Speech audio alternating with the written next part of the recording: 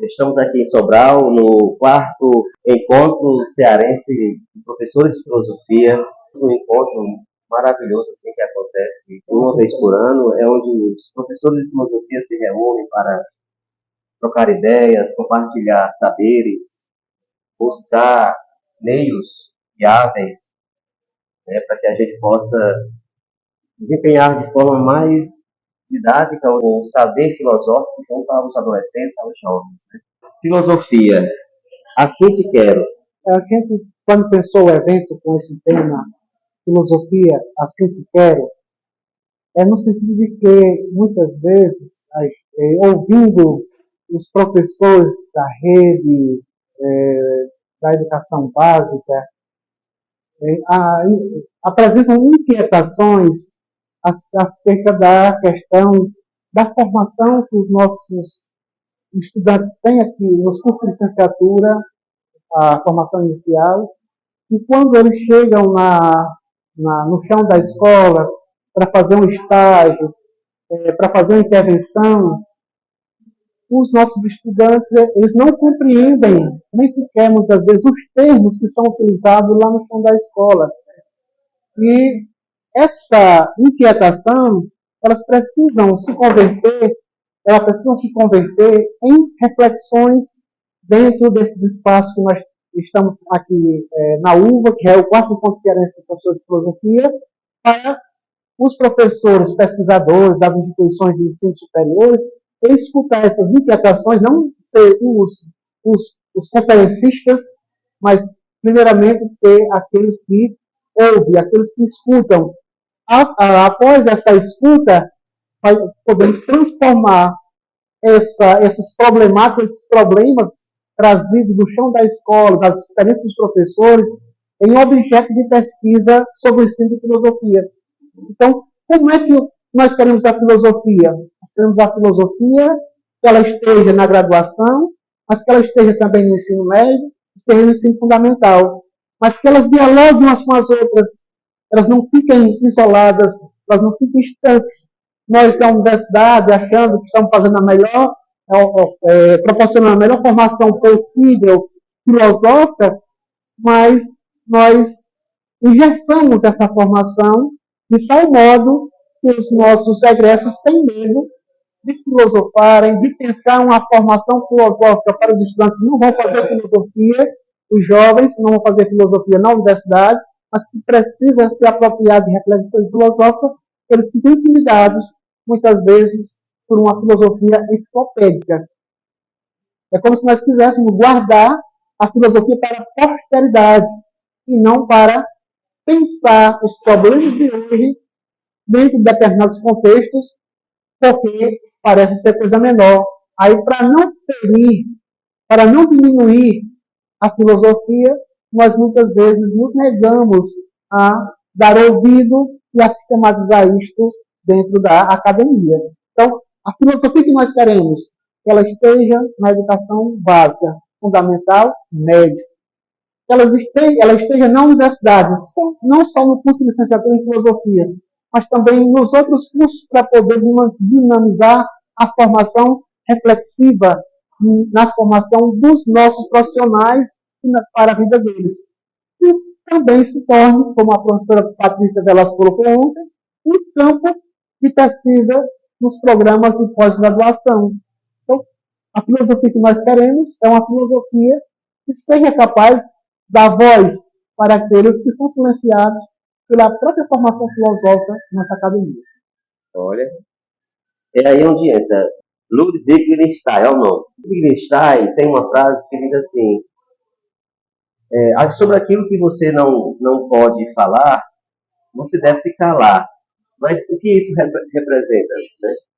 E nesse silêncio, quando a gente se cala, fica uma pergunta no ar também. Na minha leitura, na minha interpretação, como eu trabalho com ensino de filosofia, é a gente analisar o que é que silencia, o que é que silenciou o nosso povo brasileiro, o nosso povo nordestino, os nossos povos indígenas. Quando a gente vai olhar para a história do Brasil, a gente vai ter, com a chegada dos europeus aqui no Brasil, o que é que nós temos? Os povos indígenas. Mas para os europeus, os povos indígenas, era homem, era semi-homem ou era mero animal? Observe, é a avaliação do colonizador. Isso não quer dizer que os povos indígenas fossem assim. Qual era a religião dos povos indígenas? Mas os portugueses, os portugueses tinham religião. E aí o que eles fazem lá? Chega lá para quê? Para catequizar os índios, para cultuar o Deus do branco europeu. Isso significa dizer, um processo de silenciamento do modo de ser, do modo de pensar, do modo de viver de um povo. Se o europeu, com essa perspectiva do colonizador, chega aqui dizendo o que é valor, o que não é valorativo, o que é verdade e o que não é verdade, o que se pode pensar e acreditar. Mas chega para os povos indígenas, para eles serem humanos, eles precisam pensar como a gente, precisam se vestir como a gente, precisam se comportar como a gente. Então, o que acontece? A religião cristã era uma forma de silenciar o quê? O modo de vida dos povos indígenas. Aí o que você vê? O que a gente vai ver? Né? O medo dos povos indígenas, dos ruídos, dos trovões. E aí seria o quê? Seriam os alertas para poderem se protegerem e saber como se comportarem dentro de determinada zona de perigo ou de risco de vida mesmo.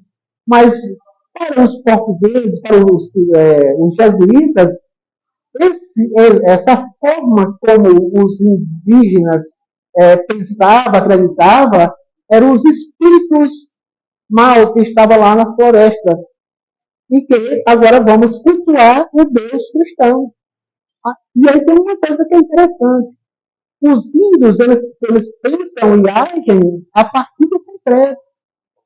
Nós, da filosofia e da igreja, pensamos por abstrações, mesmo com a crença. Na hora da celebração, o padre levantava o corpo de Cristo. Mas os indígenas não conseguiam ver o corpo de Cristo ali. Era um grau mais sofisticado. Não é muito sofisticado, não. São distintos, são complicantes. E aí, como os indígenas não conseguiam ver o corpo de Cristo ali, eles começaram a ter doenças mentais. Por que eu não consigo ver o corpo se ele está dizendo que está ali? Então é preciso abandonar, porque eu estou cultuando os espíritos maus, os demônios que estão na floresta. E se eu quiser ver o corpo de Cristo, eu preciso perder essa minha crença. E aí é a forma de silenciar uma cultura que põe sobre a outra. É uma forma de silenciar que a filosofia impõe também sobre nós. Quando nós estamos nos conceitos filosóficos, nós admitimos as experiências dos interlocutores. Não admitimos um posicionamento, meramente a opinião do interlocutor. E nós não sabemos como fazer com que esse interlocutor seja capaz de sair da dimensão concreta, palpável, para a dimensão dos conceitos, ressignificando os conceitos. Certo? Ou popularizando os conceitos. Mas nós costumamos dizer que o nosso aluno, adolescente, o povo, eles têm uma filosofia implícita, assim, mas que ainda está um pouco no senso comum. Assim, é necessário sair dessa ideia, desse pensamento do que a vida me mostra, as experiências me mostram, para uma outra dimensão de pensar sobre o mundo. Nós estamos falando, talvez, de outra forma de silenciamento. Que diz que o que nós fazemos no nosso dia a dia é senso comum. É o homem lá da roça, é o agricultor que diz que é isso? Não. Ele é um especialista naquilo que ele faz. O pescador, ele sabe pescar como ninguém. O que nós não vai chegar a saber pescar como ele. Mas é menor. Por quê? Porque não está na academia. Então, observa, o senso comum não é senso comum porque nós dominamos, não. É senso comum porque alguém está dizendo que é senso comum. Certo? E ninguém pensa, age, se refere com as experiências que você tem. O pescador, ele pesca como ninguém. Ele sabe a hora de pescar, ele sabe a isca, ele sabe jogar a vara, qualquer outro instrumento que ele tem. E nós, da filosofia na academia, nós não sabemos fazer isso. Mas por que aquilo é menor do que eu estou fazendo? Por que eu tenho que abandonar aquilo para fazer o que eu faço? Agora, Se eu tiver uma predisposição para compreender a vida do pescador, eu posso também dar a oportunidade dele conhecer a vida do pensador dentro da academia. Pô, se eu chego para ele e digo que você está errado e você tem que se elevar a esse nível, isso é uma hipocrisia. Isso significa dizer o quê? Eu estou achando que eu estou num nível elevado, porque eu me aproximo do colonizador, e você está no nível inferior porque você se aproxima do povos indígenas. Seria assim, ético ou não a gente dizer que os indígenas estariam vivendo ali um contexto, assim como os gregos, cosmológico, cosmogônico, assim? Isso aí eu não saberia te dizer com precisão, né? Porque são coisas distintas. Porque o que chega para nós chega através dos pensadores da filosofia, e são já exatamente pessoas que são esses colonizadores, nesse caso do pensamento, e vai sempre colocar o quê? Colocar um pensamento diferente como sendo algo menor. Se você percebe, Napoleão Bonaparte, então, os romanos, quando eles invadiam o território, era uma conquista. Mas quando um bárbaro, né, um povo diferente invadia a Europa, era um bárbaro. Nós precisamos entender isso. Aquilo que é posto no outro é posto pelo dominador. E se nós não estivermos atentos, nós ficamos pregando que estamos levando uma formação reflexiva crítica para os estudantes, mas somos incapazes de fazer com que eles percebam o que silencia. Então, nós somos latino-americanos e precisamos pensar, filosofar como latino-americanos e não como europeus. Exatamente. Olhando para as nossas raízes.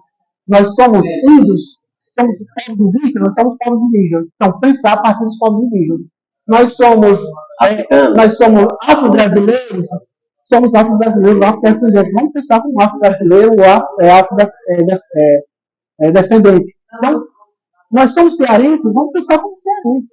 Somos nordestinos, vamos pensar como nordestinos. Somos brasileiros, pensar como vamos filosofar, pensar, e é uma filosofia válida. A filosofia, ela começa da filosofia, começa dos problemas da vida. É interessante. Assim, o Wittgenstein está preocupado em elaborar uma linguagem funcional, uma linguagem para as ciências da natureza, uma linguagem em que o sujeito cognoscente, ele não possa interferir no significado da linguagem. E ele vai fazer uma estrutura. O que é que dá significado aos nomes? É um objeto nomeado por ele. Certo? O que é que dá sentido a uma frase? É o fato que ele descreve. Onde fica a subjetividade? Ora, se o significado do nome é dado pelo objeto nomeado por ele, se o sentido da frase é dado pelo fato que ele descreve, o que é que nós somos? O operador da linguagem. Eu pego a linguagem, eu faço a instanciação dela em frases. Nas frases, eu pego cada nome que compõe esta frase declarativa, eu procuro no mundo dos fatos os objetos que ela nomeia e eu faço esse link entre ambos. O significado foi dado por esse processo. Então, eu só fiz o quê? Peguei o que estava na linguagem, lancei no mundo, encontrei um correspondente, esse correspondente tem um significado. Eu, enquanto sujeito, eu não sou um sujeito pensante aí. Aí, eu pego a frase declarativa, agora eu lanço essa frase em direção ao mundo. Quando eu lanço, se eu encontrar o fato lá no mundo, eu tenho o quê? Uma frase que vai ser verdadeira ou se vai ser falsa. Se eu digo, por exemplo, que a seleção brasileira de futebol ela é ex-campeã do mundo, eu lanço a frase no mundo, eu lanço a frase no espaço lógico. A possibilidade dela acontecer, ela é latente. Ela vai acontecer? Eu não sei, mas ela é uma frase o quê? Ela tem sentido. Mas se eu usar uma expressão com juízo de valor, com juízo de crença, só eu sou capaz de determinar se os seus correspondentes existem ou não. Ela vai existir aonde? Na minha crença. Aí, em relação a essa parte aí, é que entra em relação a religião, a mística, a ética, os valores. É exatamente aí que a linguagem não dá conta. Deus. Não dá conta, então devemos o quê? Silenciar acerca disso. Quem é Deus? Quem é Deus? Deus existe? Aí ele faz um adendo. Ele vai fazer um adendo em relação a isso. Ele vai dizer o seguinte: que mesmo a gente não tendo uma linguagem apropriada para falar sobre essas questões são as mais importantes para a vida. Então, o que é mais importante para a vida, nós não temos uma linguagem para falar sobre. Sobre aquilo que a gente não. Aí tem aquilo que a gente silencia é o que mais aí importante. Aí vem o sétimo aforismo do texto tratado Lógico Filosófico de Wittgenstein. Sobre aquilo que eu não posso falar, devo me calar. Sétimo aforismo. Depois dele ter feito um caminho, né, de investigação. Mas isso aí é a reflexão que ele faz no Tratado Lógico Filosófico. Quando ele passa para uma outra fase da sua pesquisa, da sua vida, ele vai introduzir as investigações filosóficas. Nessas investigações filosóficas, ele vai denunciar essa linguagem meramente referencial no Tratado Lógico Filosófico e vai trabalhar com a noção de jogos de linguagem.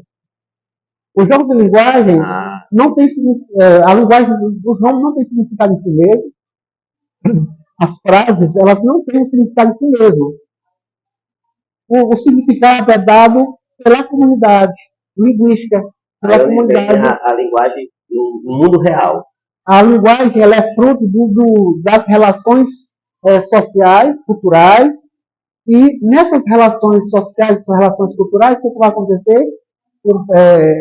Os jogos de linguagem, os jogadores vão dizer qual é o significado dela em cada contexto.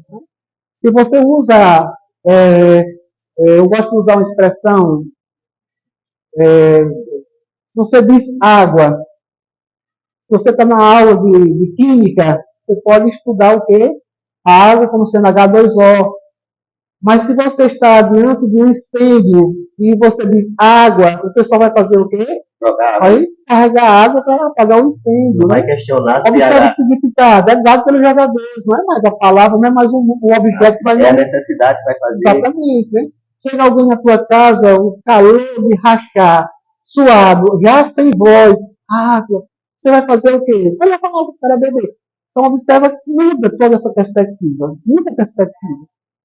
Os jogos de linguagem das investigações filosóficas, ela é completamente diferente do tratado lógico filosófico. Agora, os jogadores eles vão dar significado, eles vão fazer convenções linguísticas dentro de determinadas comunidades. Então, muito aquilo. Então, aí a necessidade ganha dá a palavra a necessidade dá aquela palavra o seu verdadeiro.